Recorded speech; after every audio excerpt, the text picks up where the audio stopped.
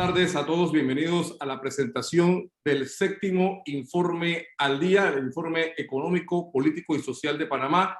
Un vistazo a lo que está ocurriendo en nuestro país, con mucha información para que usted, como empresario, pueda tomar decisiones a nivel de su negocio o a nivel de su vida personal. Como siempre, con nuestros distinguidos facilitadores, Temístocles Ovaldía, Mike Magallón y Leopoldo Neira, vamos a hacer la presentación de la tarde de hoy. Importante reiterarle que esto es posible gracias a EcoTV y a la Agencia de Noticias Panamá, quienes pues nos facilitan y nos apoyan en la divulgación de este importante documento. Como siempre, reiteramos la metodología del informe, y el informe se presentará de la siguiente manera. Cada expositor tendrá 15 minutos para su presentación. Al final de todas las presentaciones se abrirá un periodo de preguntas y respuestas y el moderador lo va a manejar en nuestra plataforma de manera tal que se puedan hacer a cada uno de nuestros expositores. Los que necesiten la presentación, una vez terminado este evento, pueden escribirnos al correo noticiasanpanama@anpanama.com y con mucho gusto le enviamos la presentación de esta tarde. De igual manera, nos interesa informarle a ustedes que vamos a empezar describiéndole cuál es el escenario que precede a la presentación de este informe. En lo económico tenemos que el Producto Interno Bruto tuvo su peor caída en los últimos años como consecuencia de la pandemia. Y tal como habíamos pronosticado aquí desde julio del año 2020, la caída incluso fue del 20%, como lo habíamos dicho en su momento. Se inicia la construcción de la tercera línea del metro, se reabren la mayoría de las actividades comerciales en nuestro país, bancos continúan su proceso de moratoria, pero con nuevos términos para todos sus clientes. La DGI empieza a cobrar los impuestos sobre la renta a empresas y personas. Panamá baja en su calificación de riesgo y está bajo amenaza el grado de inversión. Continuamos en la lista gris de la Unión Europea y se reactivan contratos, pero también se registran nuevos despidos en el sector privado. En lo sanitario, los casos de COVID-19 han tenido una drástica disminución en el último mes. Se termina la cuarentena de fin de semana. Más de 200,000 dosis de la vacuna contra el COVID-19 se han aplicado en Panamá. Se han vacunado a los miembros de los organismos de seguridad y empieza la fase 2 de vacunación para los adultos mayores de 60 años y los discapacitados. En lo político, siguen las renuncias de altos funcionarios del engranaje estatal. La recién nombrada directora del CENIAF, el procurador y la gobernadora son algunos de los últimos casos. Se mantiene la lucha por el poder dentro del partido gobernante.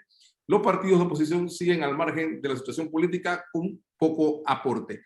Esto en esencia, señores, es el escenario que precede este informe, y para ya dar inicio a la presentación vamos entonces a darle la palabra a don Leopoldo Neira, que nos presentará hoy la encuesta de Dichter Neira.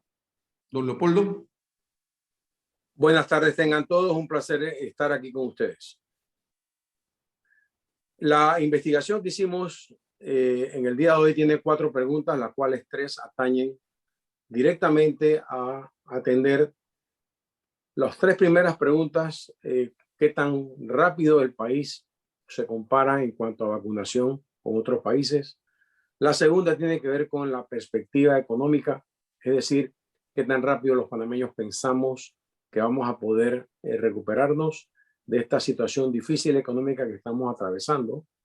La tercera pregunta tiene que ver justamente con la imagen país. ¿Cuál es la imagen país que tienen los panameños con relación a su auto? Asimismo, es una autoimagen del país. Y la cuarta pregunta tiene que ver con un elemento importante, que es, una vez la pandemia sea superada, ¿qué tanto volveremos a esta realidad actual o la realidad pasada, o si el futuro nos depara cosas bastante diferentes a las que hemos tenido hasta el día de hoy?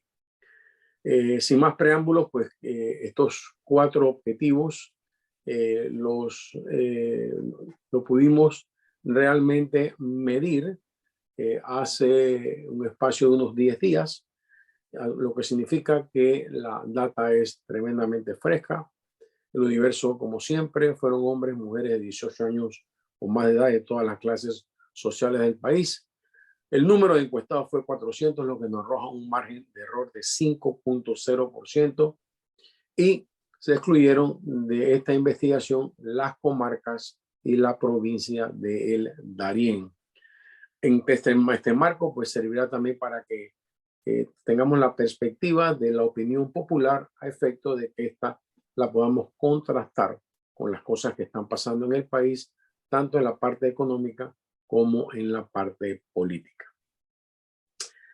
La distribución, pues ahí la tenemos. Los ingresos están en la parte del margen inferior izquierdo, las edades en el margen inferior derecho. Como ven, por género, pues 200 personas eran hombres y 200 mujeres. Y en la parte de provincias, ven los pesos, en la cual el 38% fue en Panamá, el 10% fue en Panamá Oeste, el 15% en Chiriquí y demás. Adelante. Resultados de la investigación. ¿Considera usted que comparado con otros países la velocidad en el proceso de vacunación fue muy rápido, 1%, rápido, 16%, lento, 51%, muy lento, 32%? ¿Por qué se debe esto? Primero que todo, que hay un efecto de halo negativo en el país. Las investigaciones que estamos presentando en el día de hoy, por un lado podemos ver que son bastante negativas en cuanto a la actitud de los panameños, pero por otro lado podemos incluso decir que cuando hay actitudes de carácter negativo, entonces tenemos grandes oportunidades para poder hacer cosas, pero que el día de mañana este índice negativo podamos positivizarlo. Si el cuadro los analizamos por edad, nivel socioeconómico, género o región, el cuadro es muy similar entre unos y otros. Esto indica que la data es sumamente consistente independientemente del tipo de análisis que queramos hacer. Es decir, hay una gran sensación, el 83% de los panameños cree que nuestro proceso de vacunación ha sido realmente lento versus solamente un 17% que lo ve con ojos positivos. ¿A qué se debe esto aparte de este índice de halo que le estuve conversando? Bueno, a que cuando inició este proceso de vacunación, recordarán mucho que los países hermanos de Costa Rica y Colombia iniciaron sus procesos de vacunación bastante más rápido que los panameños. El proceso panameño, a pesar de que ahora ya hemos superado en índice de vacunación a ambos países, ciertamente que los inicios fueron realmente nada claros.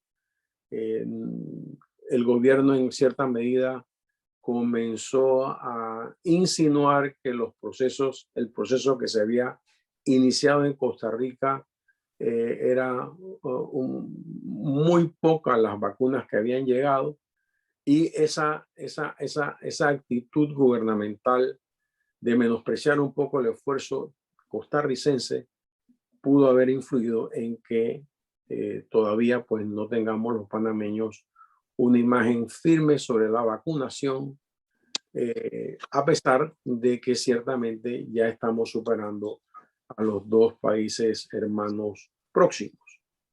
Por otro lado, un tercer elemento es que el país fue uno de los que más se encerró, y obviamente este encerramiento produjo una serie de circunstancias especiales, gran ansiedad, gran estrés, y obviamente cuando hay gran ansiedad y hay gran estrés, entonces el ser humano tiende a pensar que esta vacunación debe haberse iniciado mucho antes.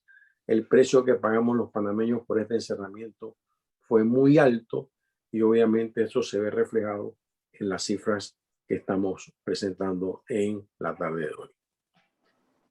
En la segunda instancia, en la siguiente pregunta, lo que pensamos es, preguntamos fue, ¿considera usted que comparado con otros países, la velocidad en la recuperación de la economía será mucho más rápida que otros países, más rápida, más lenta o mucho más lenta? Y verán que aquí vuelve a pasar este efecto negativo, en donde el 51% de los panameños piensa que nuestra recuperación económica será más lenta más un 31% que piensa que será mucho más lenta, lo que arroja un índice negativo de 82% versus un índice positivo de mucho más rápida o más rápida del 18%. Nuevamente, si nosotros comparamos esto y lo segmentamos por nivel socioeconómico, ingresos, región donde recogimos la muestra, la investigación es sumamente consistente, lo que significa que ciertamente los panameños tenemos un cierto pesimismo en cuanto a la parte económica que nos estamos enfrentando. ¿Por qué es debido a esto? Bueno, yo veo dos razones principales, las cuales Orlando las presentó en un inicio. Primero, nuestro país ha tenido un descenso del Producto Interno Bruto de alrededor del 20%, lo cual es absolutamente significativo en una economía como la nuestra. Yo estoy seguro que Mike les va a comentar sobre esta en particular. Y lo segundo es que el desempleo, aunque no tenemos una cifra exacta, debe estar rondando por las 200,000 personas. Esto puede incluso llegar a ser un poquito más. Ciertamente que Panamá está enfrentando una situación que ahora la pandemia tiene una cara mucho más económica que lo que es de carácter sanitario. En la siguiente gráfica lo que hicimos fue comparar y resumir ambas dos primeras preguntas. Y fíjense que si vamos al cuadrante del 10%, son las personas que sienten que la velocidad de vacunación fue rápida o muy rápida, pero que la recuperación económica va a ser lenta. Y ahí está ese 10% de panameños. En el margen superior derecho está el 7%, donde creen que la vacunación fue muy rápida y la recuperación económica va a ser muy rápida. A estas personas, obviamente, el 7% llamamos personas que están en este momento con una salud mental, una salud física y en una salud económica muy buena. Sin embargo, fíjense que solamente es el 7%. En el margen, en el cuadrante inferior derecho, el 11%, ahí está aquellas personas que sienten que la vacunación ha sido lenta, pero que la recuperación económica del país va a ser rápida, 11%. Y el mayor porcentaje de personas, de panameños, con el 72%, se encuentra entre aquellos que dijeron que la vacunación es un proceso lento o muy lento y la recuperación económica va a ser mucho más lenta o más lenta que el resto de los países. ¿Qué significa esto? Que por cada anterior, atrás por favor, hacia atrás por favor. ¿Qué significa esto? Que por cada panameño que en este momento está satisfecho con la velocidad de la vacunación y la recuperación económica del país, es decir, que muestra un margen muy positivo sobre el acontecer nacional, existen 10 panameños que piensan exactamente lo contrario. Por cada persona optimista, entonces estamos viendo 10 panameños de carácter pesimista y es una cifra que realmente tenemos que considerar de manera muy particular porque el ambiente realmente está bastante enrarecido. Siguiente gráfico. Cuando preguntamos sobre, ¿cree usted que durante la pandemia la imagen internacional de nuestro país se ha fortalecido mucho o se ha fortalecido, debilitado o debilitado mucho? Tenemos el tercer strike que recibimos. 57% piensa que se ha debilitado y un 26% adicional indica que se ha debilitado mucho, lo que totaliza otra vez un 83% de los consultados sienten que nuestra imagen internacional se ha debilitado. Así que nuestra autoimagen, nuestra autopercepción realmente es negativa. ¿Y a qué se debe esto? Bueno, en primer término, podríamos hablar sobre en la parte económica, como el país está a punto de perder su grado de inversión. Pero por otro lado, más grave que esto es la situación que ha acontecido en los albergues nacionales. Esto es un escándalo que viene desde hace mucho tiempo, pero que hizo erupción un poquito antes de la encuesta, lo que ha hecho que obviamente la entraña del país, el tejido social del país, se haya visto realmente conmocionado.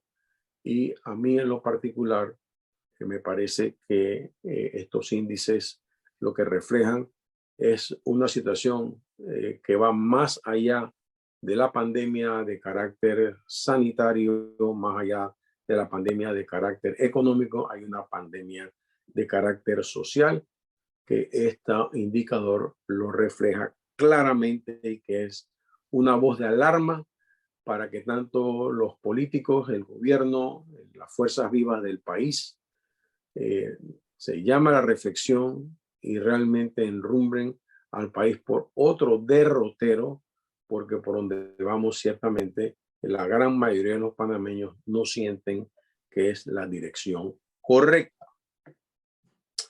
En la última lámina que le vamos a presentar en el día de hoy, los últimos resultados tienen que ver con el cambio después de la pandemia. La pregunta en específico dice: cuando pase la pandemia, ¿usted cree que todo cambiará, mucho cambiará, algo cambiará o nada cambiará? Y aquí fíjense que el 47% de los encuestados dijo que iba a cambiar mucho. Y bueno, hay un 25% adicional que dice que todo va a cambiar. ¿Qué significa esto? Bueno, que la gran mayoría de los panameños ciertamente está esperando grandes cambios y los va a ver. Los va a ver porque cada vez las tecnologías se están uniendo más, cada vez hay una convergencia en cuanto a plataformas de carácter digital que están haciendo una gran revolución tanto en las economías como en las empresas, como en los puestos de trabajo. Y ahí es realmente en donde de aquí a una década, con seguridad, todos los puestos de trabajo van a cambiar y el escenario va a ser muy distinto en aquellas personas que reciben una educación altamente tecnológica y aquellos que seguimos en una plataforma, si se quiere, no tan digitalizada. Esto es un grave peligro para el país porque nuestra educación en todos los registros de PISA, fíjense que estos registros de PISA lo que están midiendo son habilidades muy básicas de matemáticas y habilidades muy básicas de comprensión. Si midiéramos habilidades tecnológicas, seguramente marcaríamos tan mal o peor. El país sigue marcando muy mal. El país nuestro es uno de los que tiene también una peor distribución de riqueza y la única manera de poder salir de esta mala distribución de riqueza es teniendo una educación pública, sólida, fuerte y tecnológicamente orientada. Y Panamá dista muchísimo de esto. En pocas palabras, la pandemia nuestra que estamos enfrentando, la enfrentamos como los demás países, pero la enfrentamos de una manera asimétrica.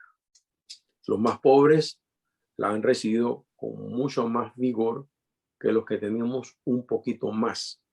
Y la esperanza cada vez se desvanece cuando tenemos una situación económica en donde la distribución de la riqueza, el país cada vez abre más brechas entre los poquitos que tienen mucho y los muchos que no tienen nada.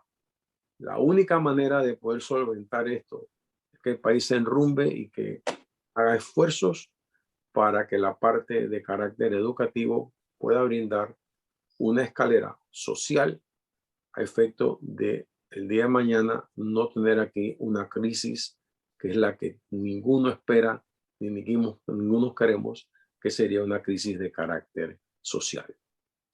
Con esto pues termino mi palabras, simplemente diciéndoles que el cambio que se veía en julio en cuanto a la percepción después de la pandemia se ha remarcado un poco más en este mes y ciertamente lo que nos va a acontecer es una enorme revolución tecnológica que simplemente la pandemia la ha acelerado y nada más. Muchas gracias. Muchas gracias, don Leopoldo, por su presentación de esta tarde.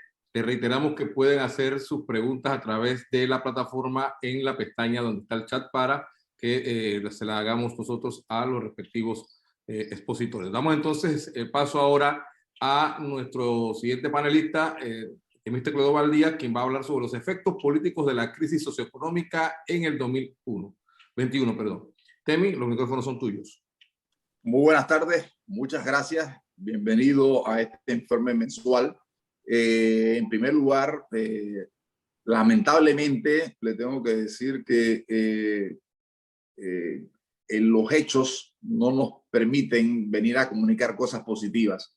Y aquí no estamos en el papel de palo porque boga y palo porque no boga. Nos gustaría venir a comunicar cosas positivas, pero aparentemente las autoridades y los que dirigen el país nos impiden tener la oportunidad de comunicar cosas positivas. Y así como Leopoldo muestra la realidad de lo que piensa la población, los temas que él abordó, obviamente yo voy a mostrar una realidad que nos sigue manteniendo en la especie de un negativismo que tiene el país con respecto a la situación que estamos viviendo. Y yo voy a pasar información y he hecho un resumen. Hay varios temas que tuve que dejar por fuera porque hay muchos temas condensados, hay muchas situaciones que se están dando y bueno, yo he escogido estos temas para hacer el análisis respectivo con ustedes en el día de hoy. Adelante, Orlando. Efectos políticos. Dificultad de inscripción de nuevas organizaciones políticas. Como todos sabemos, hay dos elementos que han atrasado que organizaciones políticas como Otro Camino y otras más hayan logrado la cuota de inscripción. En primer lugar, porque obviamente el año pasado estuvimos sumidos en una cuarentena, en un encierro, y aunque se hicieron inscripciones virtuales, no es lo mismo que visitar a la gente y explicar a la gente un proyecto político. Y eso obviamente vale para todas las personas que están inscribiendo. Hay como 3 o 4 organizaciones tratando de inscribir partidos políticos en este momento.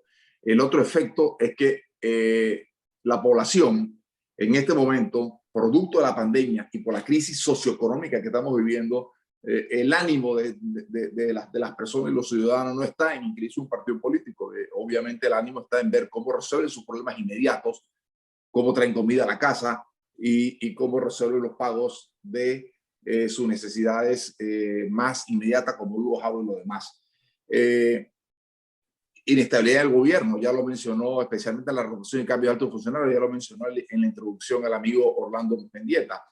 Sigue esa inestabilidad y algunos de esos cambios que se han dado ha sido con el caso del CENIAF, por la crisis del CENIAF, como mencionó claramente el amigo Leopoldo, que es un tema que viene hace mucho tiempo. Yo lo mencioné en un video que hice hace unos días atrás.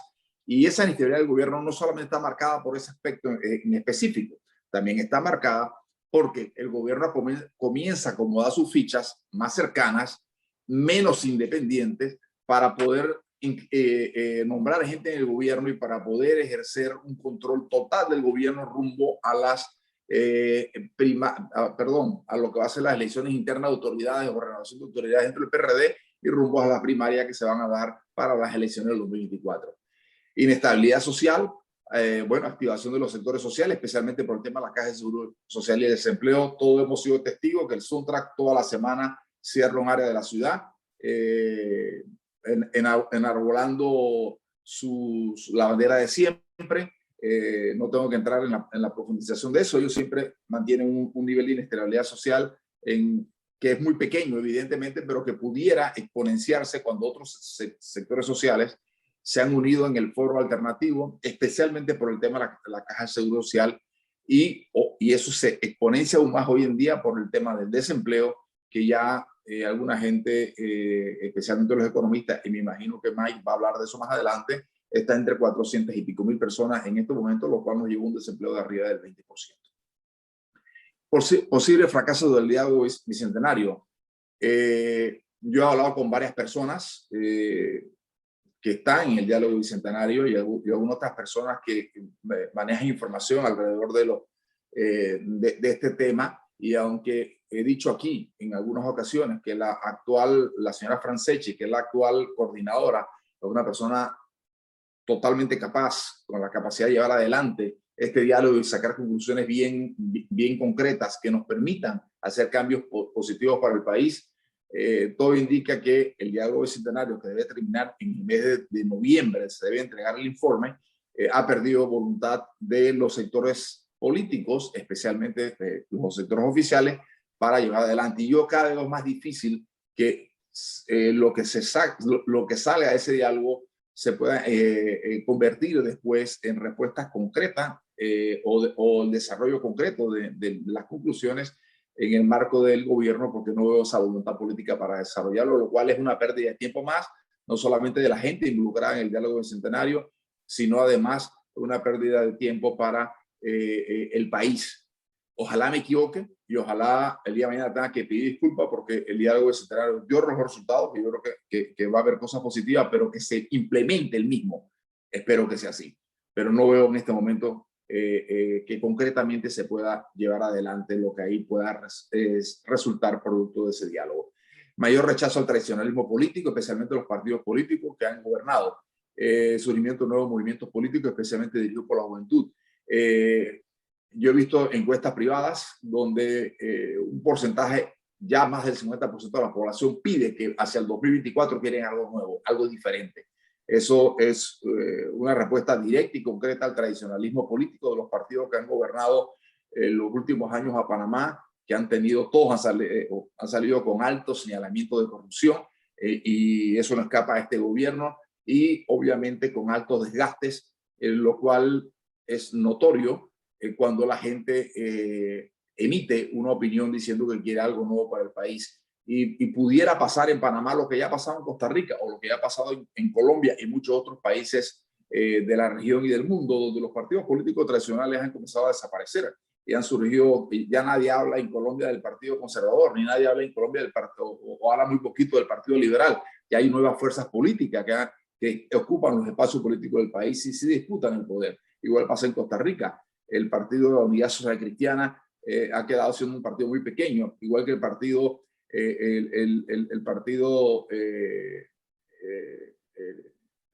ahora he olvidado el nombre del partido, el otro partido que ha co-gobernado Costa Rica por mucho tiempo. Sin embargo, los últimos los últimos casi 3 presidentes de Costa Rica, sí, los últimos 3 presidentes surgen de esos nuevos movimientos políticos que se han creado en ese país, y todo indica que Panamá puede suceder lo mismo rumbo al 2024. Crece el espacio para el surgimiento de nuevo liderazgo, como lo decía arriba, y la encuesta lo confirma. Y cuando hablo de encuestas, son encuestas que se han hecho, que yo he visto de manera privada, y lo mismo que confirma Leopoldo en sus encuestas. Ese mismo resultado se va viendo en el ámbito político. Ese mismo resultado que muestra Leopoldo en el ámbito social. Aumenta la opción de una constituyente como salida a la crisis económica y política que vivimos. Vemos a organismos de la sociedad civil pidiendo constituyentes, vemos organizaciones sindicales y políticas impulsando esta posibilidad. Es posible que la Cámara de Comercio y otras organizaciones empresariales se sumen a esta opción. ¿Y por qué digo esto? Porque ya sabemos que la Cámara de Comercio y otros organismos empresariales han estado evaluando a lo interno de sus organizaciones en su junta directiva la posibilidad de sacar un comunicado y hacer un llamado para que pueda desarrollarse una constituyente. Las diferentes organizaciones, y esto coincide en los sectores empresariales, comienzan a coincidir los sectores empresariales, los sectores sindicales y los miembros de la sociedad civil, viendo como una vía de cambio al país frente a la crisis que vivimos, que una constituyente pueda cambiar las reglas del juego y resurja la esperanza en el país. Cuando olvidé el partido político de Costa Rica, es el Partido Liberación Nacional de Costa Rica, que es el partido más tradicional de Costa Rica. Y por último, en esta lámina, la clase media profesional, la más afectada por el país, será un factor determinante hacia el 2024, hacia dónde gira el péndulo de ese sector. Y este es un punto muy importante en el análisis. ¿Por qué? Porque la clase media es la más afectada por la crisis. Y algunos me dirán, wow, ¿por qué dices eso? Bueno, porque la clase media es la que más empleo ha perdido en este país. Porque la clase media es la que más se está viendo afectada por mandar a sus hijos a las escuelas particulares. Porque la clase media en este momento es la clase que tiene más acceso a los créditos y en este momento, obviamente, seguramente están endeudadas y no pueden tomar más opciones de crédito porque ya tienen limitaciones en los bancos. Y esa clase media gira como un péndulo cuando usualmente las cosas van bien. Esa clase media, que en Panamá es más de 1 millón de personas, esa clase o de votantes, quiero decir, alrededor de 1.2 millones de habitantes de ciudadanos pueden votar en el 2019 que pertenecen a la clase media. Esa clase media usualmente tiende a mantener el statu quo cuando las cosas van bien, porque le está yendo bien. Pero cuando las cosas en un país como el nuestro y viviendo nuestra realidad hoy en día, que es de crisis económica y social, esa clase media puede girar y puede girar, por eso hablo del péndulo, hacia cualquier sector y puede ser un poco más radical en su posición. Por eso es muy importante observar el comportamiento de esta clase y por eso es muy importante que lo vimos en Venezuela, como en un momento dado giró radicalmente hacia la izquierda con Chávez, o lo vimos en Brasil, que en la crisis política que había en Brasil giró radicalmente hacia la derecha con el actual presidente brasileño. Entonces, va a ser interesante cómo esa clase media se comporta hacia el 2024, entendiendo que esa clase media la más afectada por la crisis y la que más enojada puede estar en este momento por su situación personal, producto de que es la que más ha perdido en este momento, en esta crisis de la pandemia del coronavirus. ¿Seguimos? Este es un punto muy importante para entender lo que puede ser el futuro de Panamá, porque y lo pongo como un punto importante por razones políticas, de lo que es la política pura y dura dentro de nuestro país. Porque vamos a ver al partido oficialista, que es el PRD, entretenido en una lucha interna, lo cual va a ser menos viable resolver los problemas del país. Porque en este momento, si bien es cierto cuando uno gobierna, debe gobernar con visión de futuro, teniendo claros los planes y programas que va a desarrollar, la visión del futuro del gobierno parece ser es cómo tiene más poder político y no cómo enrumba al país hacia tener un país con mayor capacidad de resolver sus problemas. Entonces, pongo aquí que a finales de 2021, principios de 2022, que eso está por definirse en las próximas semanas, será el Congreso para renovar la dirigencia del PRD. Así que vamos a tener a finales de este año o a principios del otro, y ya comienza la puja y repuja o la pugna dentro del PRD rumbo a lo que va a ser ese Congreso.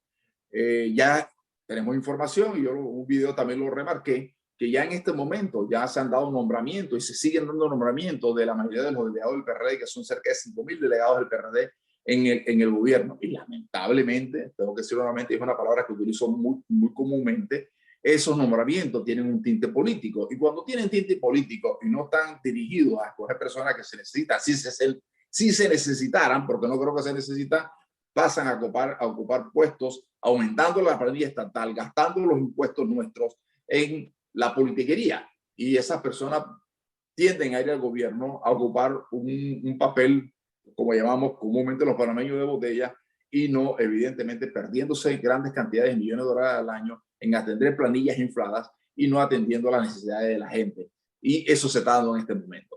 ¿Quiénes se van a enfrentar a la Secretaría del PRD? Bueno, la información que yo manejo y una información bastante concreta y bastante puntual es que va a la reelección el candidato, el actual secretario general y que será candidato próximamente, Pedro Miguel González, quien es, repito, el actual secretario del PRD. Y ustedes se preguntarán, ¿y quién va a ser el competidor de Pedro Miguel González? Bueno, en este momento hay dentro del gobierno una evaluación si va a ser Gaby Carrizo, que tiene aspiraciones presidenciales, o va a ser Nito Cortizo. Y usted me preguntará, no, eso no puede ser. Bueno, la información que manejo es una información de fuente con credibilidad, es que pudiera ser el candidato Laurentino Cortizo, porque sienten que lleva más posibilidades a lo interno del PRD de ganarle a Pedro Miguel González que si es Gaby Carrizo, porque obviamente el plan inicial es que fuera Gaby Carrizo. pero hay ese temor y que puede tener más posibilidades de Nito Cortizo que Gaby Carrizo, porque dentro del propio PRD también Gaby Carrizo tiene un alto rechazo.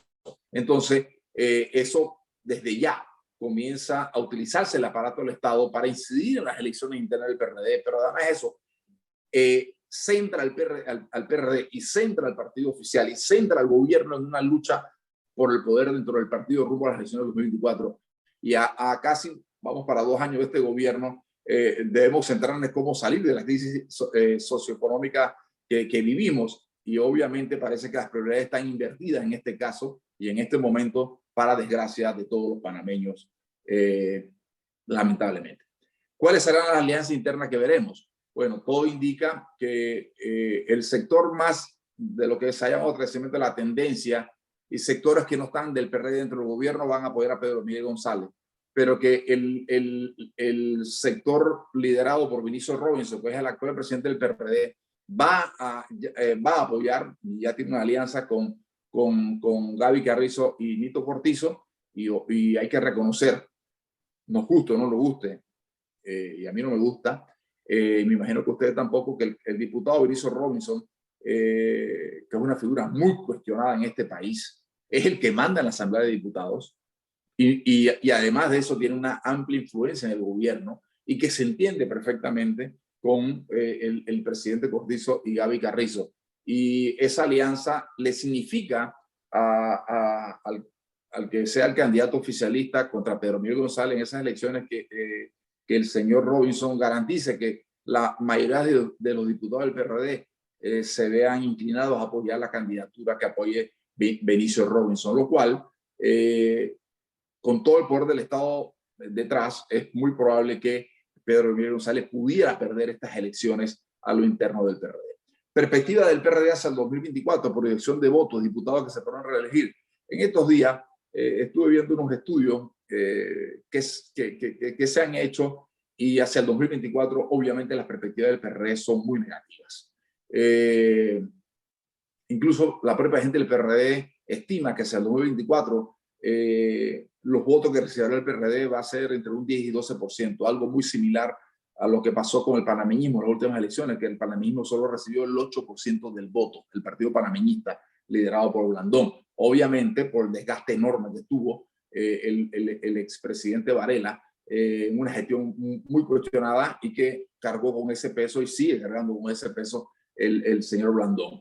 He escuchado informaciones de mediciones internas dentro del PRD, que de 36 diputados, perdón, que tiene el PRD en este momento, la posibilidad de reelegirse solo están en 11 diputados, lo cual llevaría a este partido político a una pérdida de 24 diputados, lo cual es de 25 diputados, lo cual es un golpe durísimo desde el punto de vista político y de la proyección de este partido, y sobre todo porque viene de gobernar y le puede pasar exactamente lo mismo que al partido panameñista, que después de venir de gobernar y de sacar 38% del voto, solo terminó sacando 8% del voto y solo sacó 8 diputados después de tener el doble de diputados. Así que la cosa no se ve positiva para el PRD con proyección hacia el futuro. Y posibles candidatos presidenciales del PRD. Obviamente el candidato que quiere impulsar el gobierno es el señor Gaby Carrizo, vicepresidente y ministro de la presidencia en los actuales momentos. Ellos manejan la tesis de que van a hacer lo mismo que pasó en la primera etapa o una etapa importante de nuestra democracia de 1990 para acá, donde Mireya perdió unas elecciones y después las ganó, donde Martín perdió unas elecciones y después las ganó, donde Martinelli perdió unas elecciones y después las ganó, y donde Varela se tuvo que bajar unas elecciones y después las ganó, y así sucesivamente, y piensan que no van a poder ganar en el 2024, pero proyectan a Gaby Carrizo rumbo al 2029. Creo que se están equivocando, porque creo que ese no es el candidato que tiene que tener el PRD. Creo que está muy desgastado, y creo que las cosas desde el punto de vista político van a cambiar, político-electoral van a cambiar mucho en el país desde las próximas elecciones. Ya lo comenzamos a ver en las elecciones pasadas, donde un 25% de la población se decantó por ejercer el voto por candidatos no, de los partidos no tradicionales. Seguimos. Este tema, y me estoy tomando más tiempo de lo debido, pero este tema es muy importante porque vienen para el país proyectos ley que van a ser muy polémicos para el gobierno y para las propias empresas. En primer lugar, el Centro Regional de Operaciones Aeronavales CROAN para luchar contra el narcotráfico. Lo que dice que la fecha de inicio es a mitad de este año, ya desde el mes de junio y julio debe iniciar las operaciones de este plan, que sentará las bases para una mayor presencia de Estados Unidos en Panamá, sobre la base de apoyo tecnológico, operaciones conjuntas que serán con el Senan, y donde lo que se busca evidentemente es combatir, según dicen, el narcotráfico de Panamá, que obviamente ha crecido muchísimo y que afecta no solamente a Panamá, sino casi a todo el continente, donde surge la cocaína y que se exporta a los Estados Unidos de manera de contrabando y a otros países de Europa especialmente. ¿Qué pasa aquí? Y puedo entender un poco la preocupación de algunos panameños. Durante el gobierno de Martín Torrijos se habló de crear el Senafrón, la Policía de Fronteras. Acuérdense que en Panamá no tenemos ejército, tenemos una policía. El ejército fue abolido en 1990 después de la caída de la dictadura militar. Entonces, lo que existe hoy en día es una policía. Y las academias de policía lo que enseñan al miembro, a la persona que se hace miembro y quiere ser parte de la Policía Nacional, es los estudios de estos señores están basados en el papel que ejerce un policía. Y no es el mismo que ejerce un policía al que ejerce alguien que es soldado porque va a ser parte de un ejército. Y evidentemente la enseñanza, los programas son muy diferentes. Y aquí lo que hay de temor es que pueda haber la posibilidad de que, así como ha pasado con el Senafrón, que ya no es realmente una policía, sino que ya actúa y se ve y tiene armamento y todo lo demás como si fuera un ejército, que vaya a ocurrir lo mismo con el Senan, donde se comete el error de ir poco a poco convirtiendo al Senan en un ejército que el día de mañana entonces nuestra democracia se ve en peligro de que, ya teniendo dos sectores del país como el Senafrón y el Senan militarizados, está en peligro de que el día de mañana puedan dar un golpe de Estado y vivir dictaduras que en el pasado nos hicieron mucho daño y le han hecho mucho daño a América Latina. Y es un poco la preocupación. Yo creo que el gobierno debe ser mucho más transparente con respecto a este tema y que haya el debate que tiene que haber y que expliques con claridad y exactitud exactamente este acuerdo del CROAN con los Estados Unidos, cómo va a ser implementado, exactamente cuáles son los apoyos y cómo se va a implementar sin que afecte la esencia de la policía, que es eso, ser policía y no un ejército. Aquí viene otro tema extremadamente y que va a ser polémico, que es el tema de First Quantum, o mejor conocido como Minera Panamá. Como todos ustedes saben, ya debe renovarse el contrato de Minera Panamá con la Nación. Eso es un contrato ley que debe ser aprobado por la Asamblea de Diputados para la explotación de mina de cobre. Interioridades de la negociación por parte del gobierno. Bueno, yo les he conocido extraoficialmente, pero el gobierno está manejando esto muy secretamente, lo cual ya despierta mucha sospecha. Voy a hablar de la posición de Minera Panamá, los actores políticos y su injerencia en el proceso de negociación, complejidades de la negociación y futuro de la industria del cobre en Panamá. Es muy importante que sobre este aspecto yo le diga que ya la Asamblea hay un proyecto de ley que han congelado, donde se habló de que el 49% de la dividendo que diera esta empresa, First Quantum, fuera para la Nación, para Panamá, y que 2% para los trabajadores, donde hay más de 7.500 trabajadores, y donde el otro 49% fuera para la minera. La minera dice que eso es muy alto, porque ellos hicieron una inversión de más de $6.000 millones y que ellos necesitan, que estarán dispuestos a hablar de un monto mayor, porque en este momento solo es el 2% de los dividendos que tiene Panamá, de un monto mayor, porque ellos quieren primero recuperar su inversión. Lo cierto es que en Perú y Chile que son países altamente mineros, especialmente en la industria del cobre. Perú y Chile varían, y depende de la mina y depende del área, pero varían entre un 30 a un 49% los dividendos que el país recibe producto de dar concesiones de explotación minera, especialmente en el cobre. Lo interesante no es esto, porque lo interesante es cómo congelan un proyecto de ley que podía ser parte de un debate nacional, sino que lo congelan simplemente porque el diputado que manda a la asamblea, todos sabemos quién es y lo mencioné hace un rato, versus el que realmente manda en el gobierno, son los que están negociando con el ministro de Comercio. Y recibo información de que solamente le quieren subir del 2 actualmente al 4 o al 6%, no más. Entonces uno se pregunta, ¿qué está detrás de todo esto? ¿Por qué no hablamos de un porcentaje mayor para Panamá?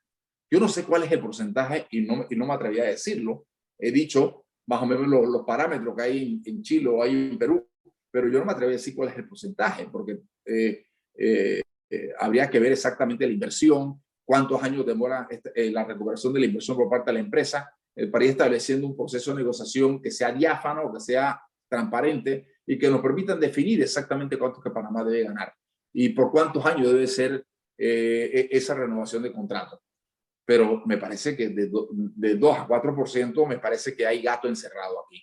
Y si además tomamos en cuenta quiénes son los actores de todo esto, y algunos me dicen que en la Asamblea de Diputados, algunos diputados están así con las manos abiertas, entonces nos imaginamos los panameños lo que puede estar detrás de todo esto. Preocupante, porque sigue habiendo el juega vivo, sigue habiendo los señalamientos de corrupción que tanto he mencionado aquí. ¿Y quién pierde? Los panameños y especialmente los más pobres. Perdemos todo, pero especialmente los más pobres, que esa plata que deja de recibir el país, que se lo lleva unos cuantos avivatos, y entonces el país sigue teniendo deficiencia en que se vacune a tiempo, deficiencia en las escuelas, que algún día voy a tocar el tema de educación para que profundicemos, porque he estado estudiando mucho sobre el tema, y entonces los hospitales no tienen medicinas o no pueden atender adecuadamente a sus pacientes, precisamente porque el dinero se va a las manos equivocadas.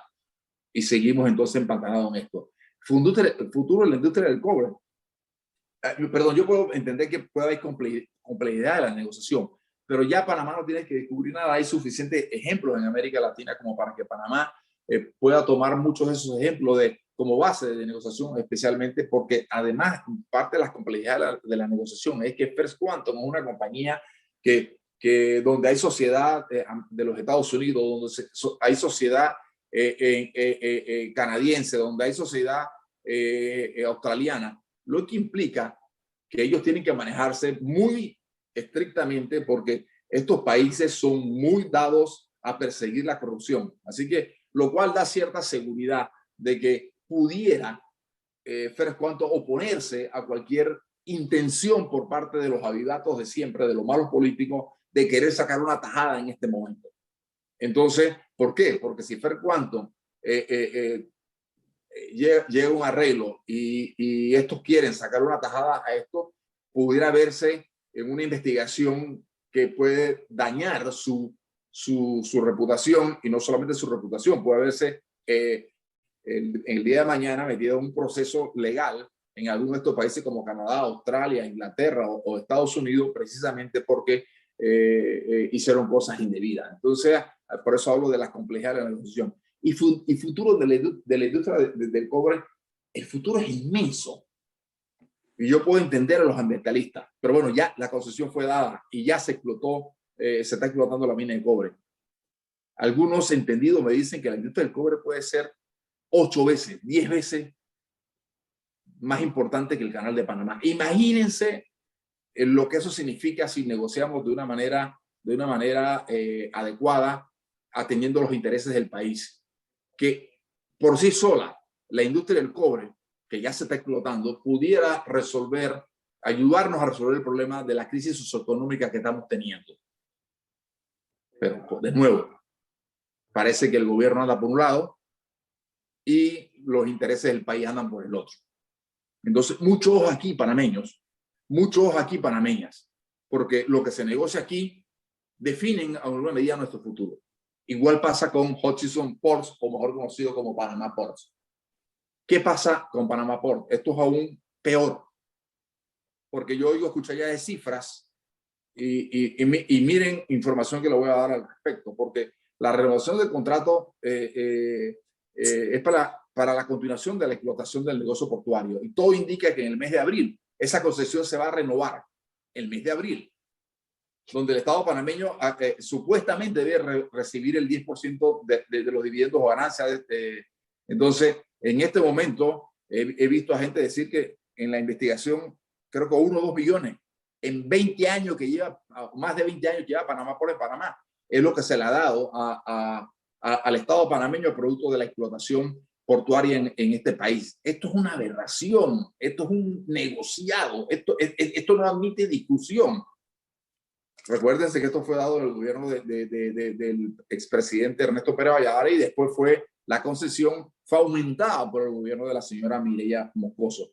Y hoy en día, el Estado panameño, siendo el principal puerto de América Latina, ojo, Panamá Port es el principal puerto de América Latina, el principal puerto de América Latina por encima del puerto de Santos, Brasil, y por encima del puerto Manzanillo en México. Y le ha dado a Panamá un par de millones de dólares. Ahora, escucho por ahí que ahora en el mes de abril va a dar un dividendo al Estado de 150 millones de dólares. ¿Y para qué ahora quiere dar un Estado?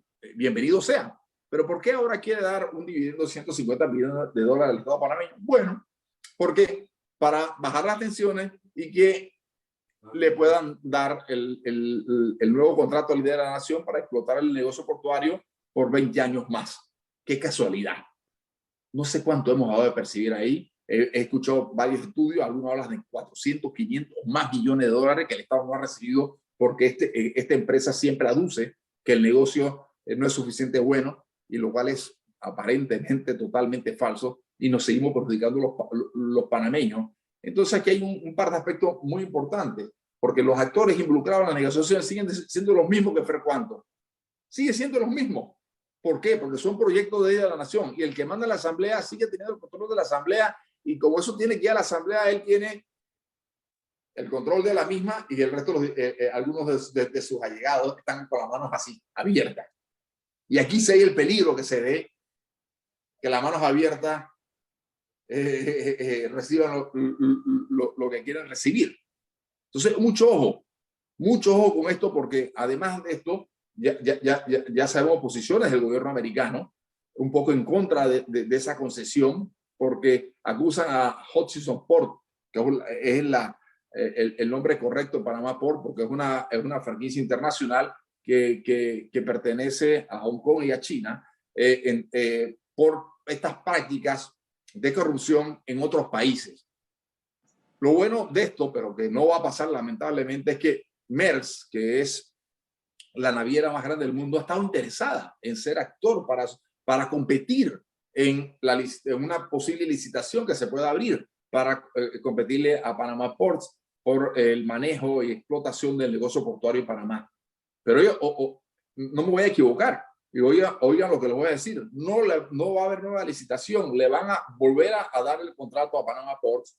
Le van a volver a dar la concesión. Y lo que le conviene al país es abrir ese negocio, llamar una nueva licitación de una vez por todas, y que el que más ofrece de ganancia al país, dividendos al país, sea el que se la termine ganando. Pero aquí hacemos las cosas al revés. Y por lo tanto seguimos nosotros sufriendo las consecuencias de los malos gobiernos y de los señalamientos de la corrupción, de cómo la corrupción nos impide tener un mejor futuro. Próximo, ya voy terminando. Bueno, aquí va a ser rapidito. Tengo información de que hay conversaciones entre el Partido Panameñista y el Partido Cambio Democrático rumbo a las elecciones del 2024 entre Blandón y Rómulo Rux, la posibilidad de hacer una alianza política. El tema está en que no se ponen de acuerdo de quién va primero, porque la idea es que en la alianza política uno de los dos vaya encabezando la nómina en el 2024 y el otro encabece entonces la nómina del 2029. Y ambos quieren encabezar la nómina en el 2024. Y muchas de estas negociaciones políticas terminan rompiéndose precisamente porque el ego y yo primero y tú después genera situaciones negativas que terminan rompiendo estos procesos de negociación que han empezado desde muy temprano. ¿Y por qué empecé desde muy temprano? Precisamente por la crisis del gobierno. Y cuando los gobiernos comienzan a hacer las cosas mal, entonces del lado opositor comienzan a darse y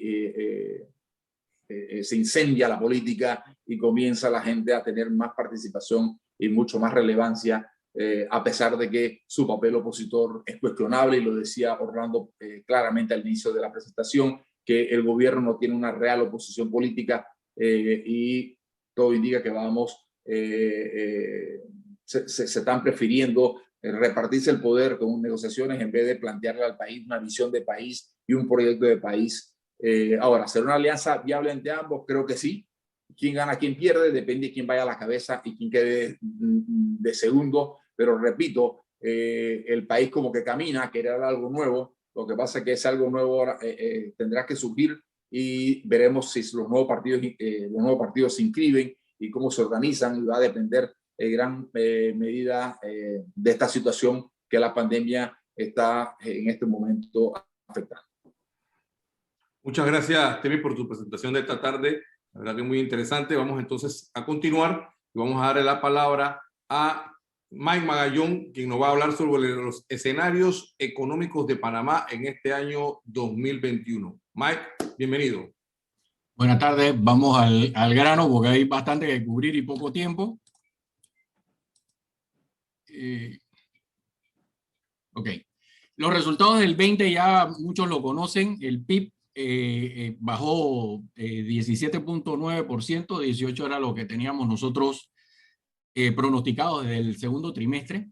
Las bajadas han sido básicamente, la cuarentena fue la que nos mató totalmente, más que la pandemia per se, es una cuarentena que nos encerró bastante y mucha gente no pudo reaccionar a la misma. Nos pasamos todo el 2020 en deflación, es decir, que todos los precios bajaron, digo, en porcentaje, en promedio, bajaron durante cada mes efectivamente, y terminamos con un promedio de menos 0.6%, que teníamos rato que no habíamos terminado en negativo. El desempleo, a pesar de que llegó a estar en un pico, calculo yo, de un 30 a un 32% a mediados de junio más o menos, termina en septiembre, porque estas son cifras de septiembre, no tenemos cifras más cerca, de un 18.5%. Estoy esperando que el INEC haga su trabajo en este mes de marzo y nos dé cifras un poquito más recientes. Pudo haber mejorado, pero de nuevo el encierro a finales de diciembre nos desmejoró todo. La gente anda con mucha incertidumbre. No creo que hayan traído de vuelta a los empleados, a tantos empleados que tenían. Sin embargo, la última cifra que dice el Ministerio de Trabajo es que se han reactivado 185,000 personas. ¿Ok?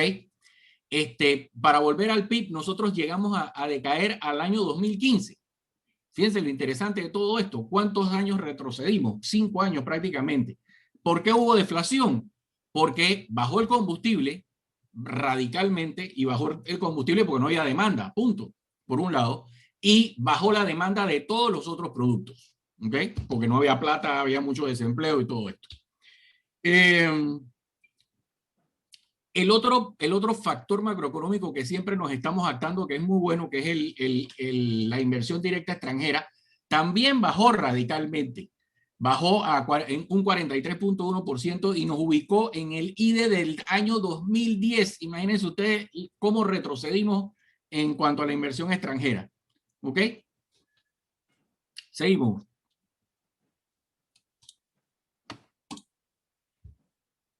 ¿Qué es lo que yo estoy viendo? Porque me imagino que la gente dice, bueno, el 2021, ¿qué es? Bueno, yo estoy viendo, después de un decrecimiento del casi 20%, debe venir un rebote igual de satisfactorio del 10.5. Una vez que tú caíste en un valle, ese valle te empuja directamente a un pico que va a ser un 10.5%, pero tampoco crean que es que 10.5% es una locura, ¿no? Pues vamos a quedar básicamente en el 2016, con un PIB del 2016. ¿Ok? Así que tampoco es que crean que es la gran cosa. ¿Cuáles son? Obviamente hice mi trabajo por cada sector, por cada trimestre y todo esto, pero también nosotros tenemos varios antecedentes. El primero, La última crisis, la del 2008-2009, Panamá pasó con flying colors esa crisis. Okay, a nosotros no nos pegó.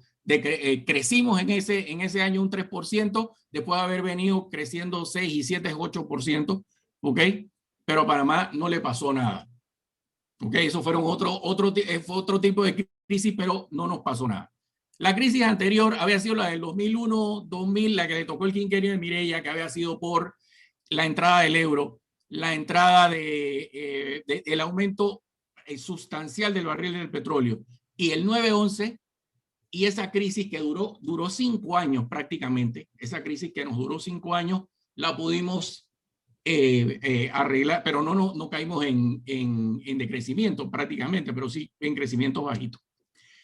Y la crisis anterior, que pudiera ser la que más se parece a esta, que fue la de la crisis político-social y económica de 1988-89, donde sí hubo decrecimientos grandes, hizo que en 1990 tuviéramos un efecto rebote del 8% cuando entró el presidente Endara al poder y la gente empezó a invertir y empezó a hacer todas las cosas, después de haber caído en una invasión que destruyó prácticamente la ciudad de Panamá.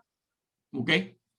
Y me refiero a esto porque en la cifra que el doctor Neira acaba de hacer, que fueron fantásticas, había una, cuando la gente que más optimista estaba, era la gente que tiene mayor de 45 años, que es la gente que conoció esa etapa. Y porque obviamente los jóvenes no saben qué fue lo que pasó durante la invasión y cómo Panamá se recuperó. Así que, y eso que nada más fueron 10 puntitos para arriba en una y 10 puntitos para abajo en la otra, pero ahí se nota algo de que la gente se acuerda, oye, sí, puede que Panamá se recupere en todo esto. Sí va a haber inflación este año, no va a ser una inflación tan alta, pero sí va a haber una inflación básicamente de nuevo por el tema del combustible. ¿Okay? Y va a haber inflación en combustible, va a haber aumento en los combustibles porque va a haber demanda. La gente va a salir. Va a ver cuando venga el verano de Estados Unidos, ustedes van a ver esa gente cómo va a salir a la calle a pasar su verano y eso va a incrementar el precio del barril de petróleo inmediatamente. Así que va a haber eso. El desempleo, y aquí aquí sí estoy winging it, como dicen los gringos. Pero básicamente yo sí creo que un desempleo lo pudiéramos llevar al 10%. Si el gobierno lo trabaja bien, porque aquí sí tengo que meter al gobierno en toda esta cosa, porque a mí no me gusta meterlo. A mí me gusta que la empresa privada haga su trabajo. Pero el gobierno también tiene que hacer un trabajo para que los inversionistas entren a Panamá, tanto locales como extranjeros, hagan cosas que hagan que haya más empleo en Panamá. ¿Ok? Así que, pero sí puede ser. Terminamos 18.5, probablemente en marzo. Si en marzo estamos en 12.5 o en algo bastante cerca, nosotros vamos a llegar a un desempleo del 10% para finales del 2021. La deuda, que eso lo vamos a ver un poquito con más detalle, la estoy diciendo que va a aumentar los 4.000 millones de dólares adicionales, básicamente porque el gobierno se mantiene en un presupuesto de 24.000 millones de dólares, que en mi concepto está 4.000 millones arriba de lo que debiera estar, basado en lo que él va a recolectar. Y se están endeudando innecesariamente en algo que pudieron haber recogido, pudieron haber cambiado la cara, porque eso sí les hubiera cambiado la cara ante Panamá y ante el mundo, básicamente. Y está tratando de mantener un sistema, está tratando de mantener los gastos operativos a los niveles que prepandemia, y eso no puede ser. Alguien tiene que apretar el cinturón en este sentido. Y esto no va a hacer que sigamos con un porcentaje de una razón deuda PIB del 70%, igualito como terminamos el 2020, y que es la razón principal por la cual la gente de riesgo nos está bajando la calificación. Yo sí creo que la inversión extranjera directa se va a recuperar, no necesariamente al ritmo de prepandemia, que era arriba de 6.000, pero sí vamos a estar ya un poquito más cercano. Les quería mostrar el PIB trimestral para que vean. Estos eran los últimos días de Varela, los últimos trimestres de Varela, los primeros de Nito Cortizo. Aquí están los efectos de la cuarentena el segundo trimestre, el tercer trimestre y el cuarto trimestre, como ustedes ven, ya se va mejorando. Va a haber un decrecimiento en el primer trimestre de este año por la sencilla razón de que nosotros sí llegamos a crecer 0.6% el primer trimestre del 2020, ¿ok? Y nosotros no vamos a llegar a esos niveles en este trimestre.